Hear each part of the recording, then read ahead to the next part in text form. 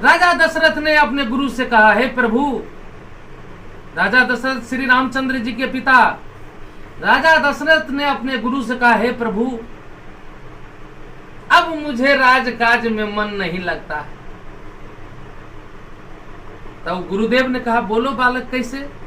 कल के प्रभु, अब मेरा उम्र हो गया है, जैसे प्रभु आपका उम्र हो गया उस प्रकार ठीक। अब गुरु भी वृद्ध अवस्था में है, इधर राजा दशरथ भी वृद्ध अवस्था में हो गए। तो गुरुदेव से कहते हैं, प्रभु, अब राजकाज में मेरा मन नहीं लगता,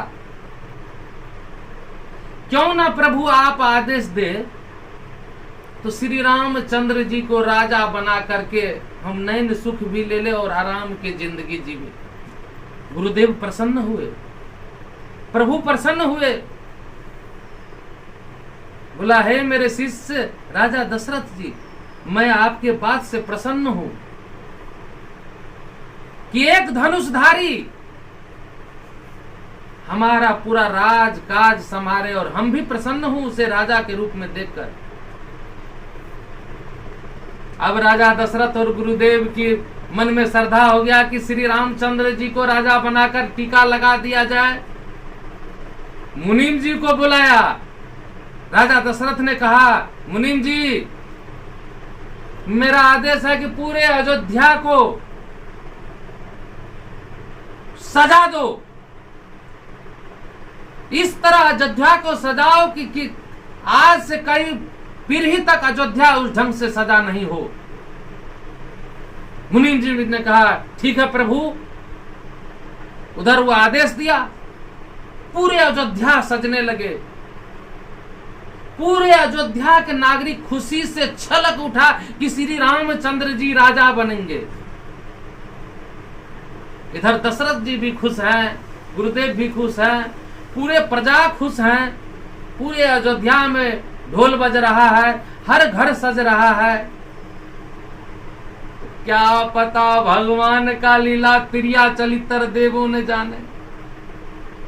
सब पूरे अयोध्या प्रसन्न है, राजा प्रजा सभी प्रसन्न है। इधर मंथरा ने चाल चल दिया, मंथरा कुबरी ने चाल चल दिया। कैकेयी के कान में जाकर के कहा, हे रानी, अभी तो तुम रानी कहला रही हो, जब तुम्हारा सौतेला बेटा श्री रामचंद्र जी बन जाएंगे राजा, तो ये जो भोजन बार बार 56 प्रकार के भोजन का भोग लगाती हो नहीं मिलने वाला। अब कुबरी ने चाल चल दिया। रानी के दिल में समा गया ये बात। रानी पहले प्रसन्न थी, लेकिन उसके दिल में समा गया ये बात। अब कैकेयी ने अपना चाल चलना शुरू कर दिया। इधर पूरे अयोध्या खुशी के मारे झूम रहा है, और कैकेयी ने चाल चल दिया। कुबरी बोला कि जाओ तुम 2 वरदान मांगना। एक वरदान मांगना कि श्री रामचंद्र जी किसी भी हालत में राजा नहीं बने, और दूसरा वर मांगना कि श्री रामचंद्र जी को 14 साल का वनवास हो, और राजा से सख्त करके वचन मांगना।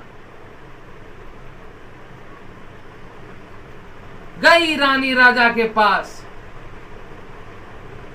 जैसे राजा के पास गई, कैकेयी की आंख लाल। राजा बोला, प्रिय,